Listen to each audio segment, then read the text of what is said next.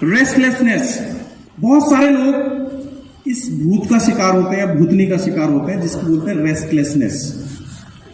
ये वो अवस्था होती है जब हमें लगता है कि यहां नहीं वहां होते तो ज्यादा सफल होते, इस कंपनी में नहीं उस कंपनी में होते तो ज्यादा सफल होते, इस टीम में नहीं पंडित जी वाली टीम में होते तो ज्यादा सफल होते।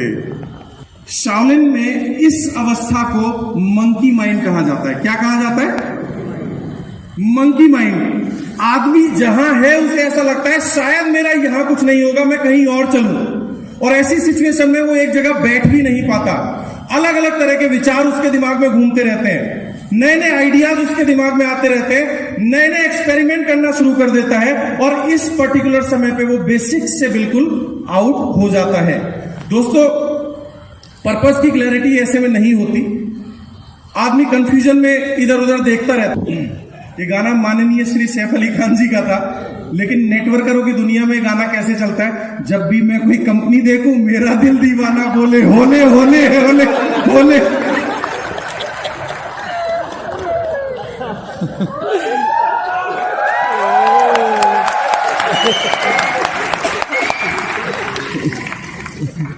कौन सा गाना है यार तेरा? सुपरस्टार देसी कलाकार यो हनी सिंह। हाँ। कुछ तो इतने कलाकार होते हैं, वेस्टीज तो कर ही रहे होते हैं, चार चार और कर रहे होते हैं।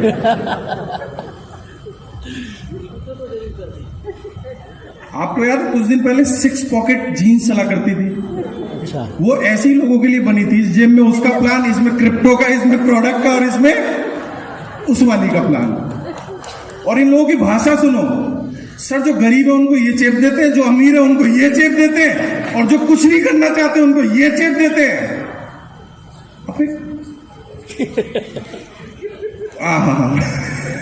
जिनको डेली पे आउट चाहिए उनको ये। कुछ बैठे होंगे हमारा बहुत सारे लोग सीरियस हैं, यहाँ सीखने आए, कुछ आए हैं इनको प्रोस्पेक्ट बनाने के लिए। दोस्तों, ये जो फेज है ये बहुत सारे लोगों का डूबने का कारण बनता है, रेस्टलेसनेस। और ये क्यों होता है? जब हमें पर्पस क्लियर नहीं होता हम यहां आए क्यों हैं। अभी पीछे एक कॉन्टेस्ट आया था, थाईलैंड ट्रिप, और सिद्धार्थ जी बार बार बोल रहे थे ये ट्रिप नहीं है, टूल है। टूल है। ये ट्रिप नहीं है, टूल है। टूल है। ये ट्रिप नहीं है, टूल है। पर्पस क्लियर है, इस टूल के जरिए हमें इस बिजनेस को बढ़ाना है। पर्पस क्लियर नहीं होता। एक बहुत ही अच्छे ट्रेनर ने बोला है कि अगर किसी भी क्षेत्र में सफल होना चाहते हो तो उस फील्ड को आपको 10,000 घंटे देने होंगे। शिवम जी एक बहुत बढ़िया बात बोलते हैं ना, आज भर्ती और कल मिथुन चक्रवर्ती। ऐसे बड़ी सफलता कभी हासिल नहीं होती। आपको अगर किसी भी क्षेत्र में सफल होना है 10,000 घंटे आपको देने होंगे। 10,000 घंटे के देने के बाद आप सचिन तेंदुलकर बनते हैं। 10,000 घंटे देने के बाद आप विराट कोहली बनते हैं। 10,000 घंटे देने के बाद आप महेंद्र सिंह धोनी बनते हैं, और 10,000 घंटे देने के बाद अमिताभ बच्चन बनते हैं, जिनके लिए लोग तालियां बजाते हैं।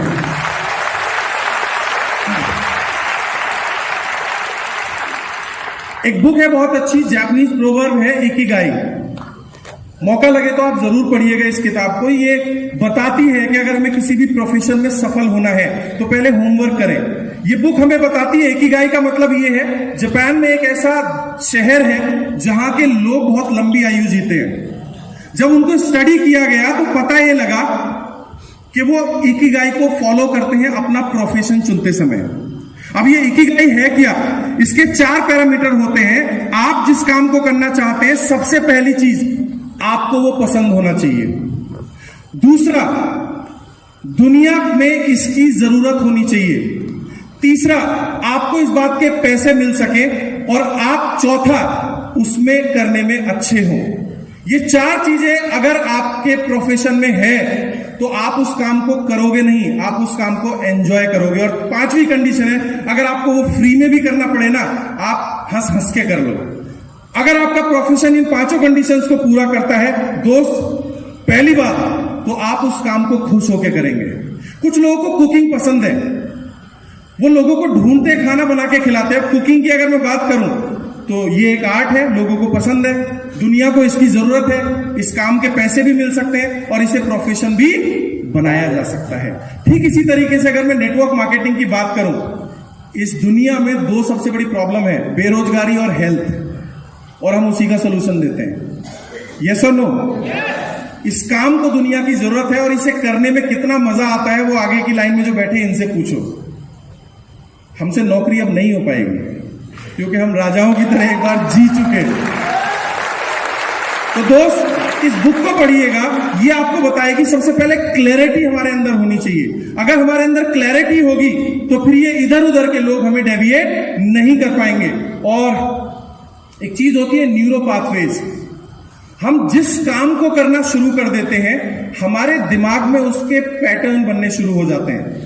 एक सर्वे हुआ था, सबसे ज्यादा टफ जो ड्राइविंग है वो लंदन में है, क्योंकि वहां कोई रास्ता सुबह वन वे होता है, शाम को डबल वे होता है, फिर वन वे हो जाता है। एग्जैक्टली कैलकाटा में भी ऐसे ही रास्ते हैं, वहां पता नहीं लगता कि सुबह वन वे है या शाम को वन वे है। तो जो लोग वहां ड्राइविंग करना सीख जाते हैं वो बेहतर ड्राइवर होते हैं और जगहों से। तो एक सर्वे हुआ, जितने भी टैक्सी ड्राइवर्स थे उनके ब्रेन मैपिंग को पढ़ा गया, और जो लोग बहुत लंबे समय से ड्राइविंग कर रहे थे हमारे ब्रेन के हिस्सों में कुछ पाथवेज अलग तरह के बने हुए थे उन लोगों के। फिर उन लोगों को देखा गया जिन्होंने बहुत पहले ड्राइविंग छोड़ दी है, तो वो पाथवेज डिस्ट्रॉय हो चुके थे। और जिन लोगों ने नई नई ड्राइविंग करना सीखी थी वो पर्टिकुलर दिमाग के हिस्से में नए नए न्यूरो पाथवेज डेवलप हो रहे थे।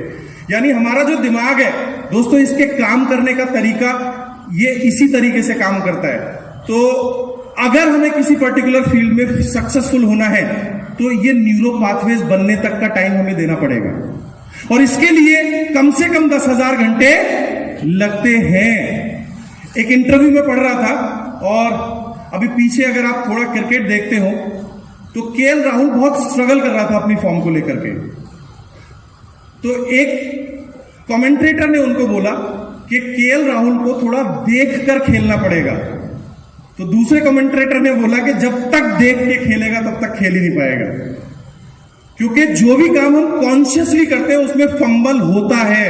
हमें किसी भी काम की इतनी प्रैक्टिस कर लेनी है और उस मेंटल जोन में पहुंचना है कि हमें सोचना ना पड़े कि कैसे खेलना है, तभी हम उसमें परफेक्ट खेल पाते हैं। This is called neuro pathways.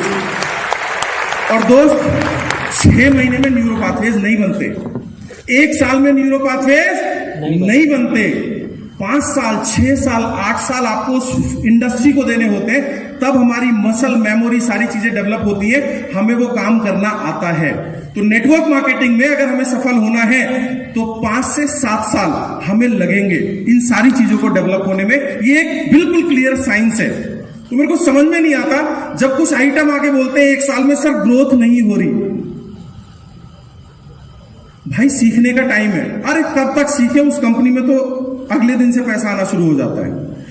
मैं उनको बोलता हूं अगले दिन वो कंपनी जिंदा रहेगी भी ये नहीं पता। गलत चीज के ट्रैक के ऊपर मत जा, ऐसी कंपनी का चुनाव कर, ऐसी टीम का चुनाव कर जहां ये 5 से 7 साल की मेहनत सिखाई जाती हो। क्योंकि एक कहावत है ना दोस्तों, चिड़िया या कोई भी पक्षी टहनी देख के नहीं बैठता, वो बैठ जाता है टहनी कमजोर हो या मजबूत, क्योंकि उसे भरोसा टहनी पे नहीं है, उसे भरोसा अपने पंखों पर है।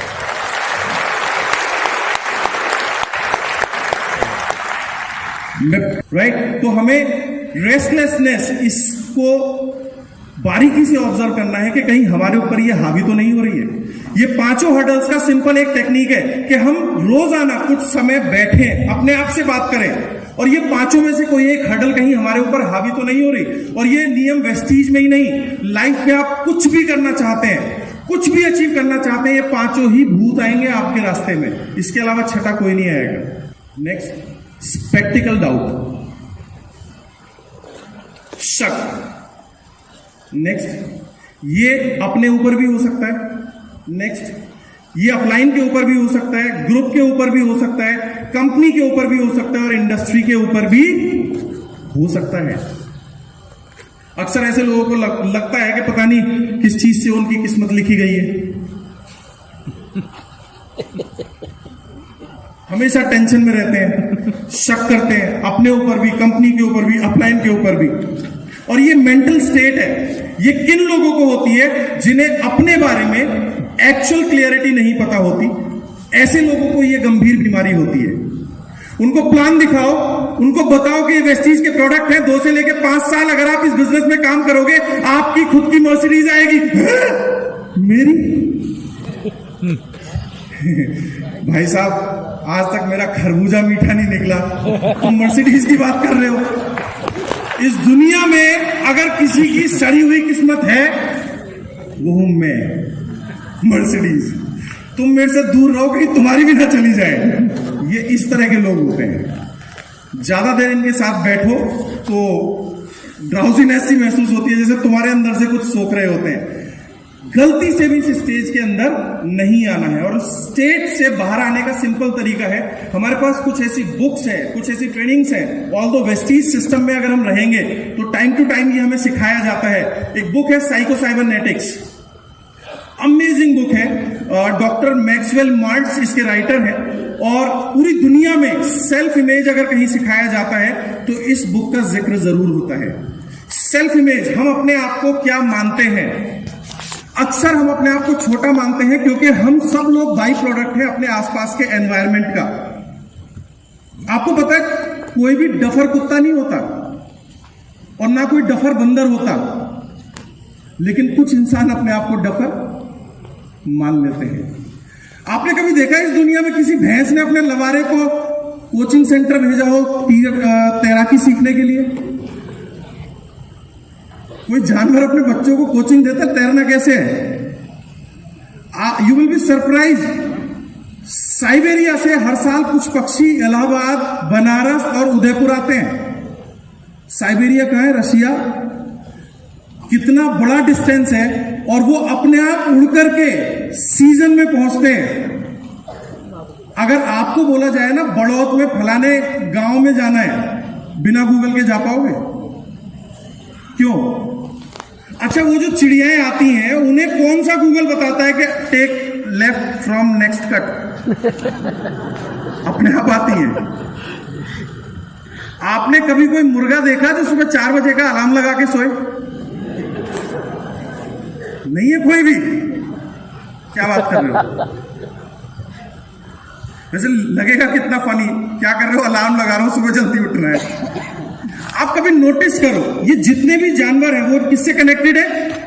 नेचर से। और नेचर ने हर पक्षी को, हर जानवर को कोई ना कोई एक ऐसी खूबी दी है जिससे वो बहुत बड़े बड़े कारनामे कर जाता है। I was quite surprise. वो राणा जी ने पिछली बार वो छिपकली वाली वीडियो दिखाई थी, आप लोगों ने देखी होगी। एक सवाल है, वो छिपकली जिसे इगुआना बोलते हैं, बड़ी इगुआना ऊपर पहाड़ पे थी, बच्चा नीचे रेत में देके गई थी। अंडा जब फूटा था, क्या उसके अपलाइन ने काउंसलिंग करके बताया था तेजी से भगियो? ना।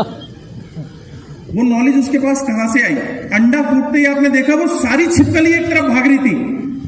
ये नॉलेज किसने दी उन छिपकलियों को? नेचर ने। नेचर ने जब हर जानवर को, हर पक्षी को कुछ ना कुछ दिया है, तो उसकी हमसे तो कोई ऐसी दुश्मनी नहीं है कि हमें बेचारा बना के भेजेगी, या है कोई? हमारे अंदर इतनी विलक्षण शक्तियां छिपी पड़ी है, बट प्रॉब्लम यह है कि हमने उन्हें देखने के बजाय वो सब कुछ छीन लिया जो बचपन से हमें हमारे बारे में बताया गया। तू तो कमबख्त है, तू तो निकम्मा है, तू तो काला है, तू तो गोरा है, तू अनपढ़ है, तेरे को इंग्लिश बोलनी नहीं आती। ये सब सुन सुन के प्रैक्टिकल डाउट हमारी लाइफ का परमानेंट पार्ट बन गया। और अब हमें ऐसा लगने लगा है कि एक तो मेरी तो किस्मत है ही खराब, साथ में जो मेरी टीम है ना अपलाइन, ये भी कमबख्ती है, और ग्रुप तो मेरा है ही कमबख्त, और पता नहीं कैसी कंपनी में मैं जुड़ गया। सर हमें बार बार एसबीसी में यही बताते हैं कि वी कैन डू एनीथिंग, हम कुछ भी मिरेकल कर सकते हैं अगर हम ये पहचान लें कि हम है कौन। और रही बात अगर अपलाइन की,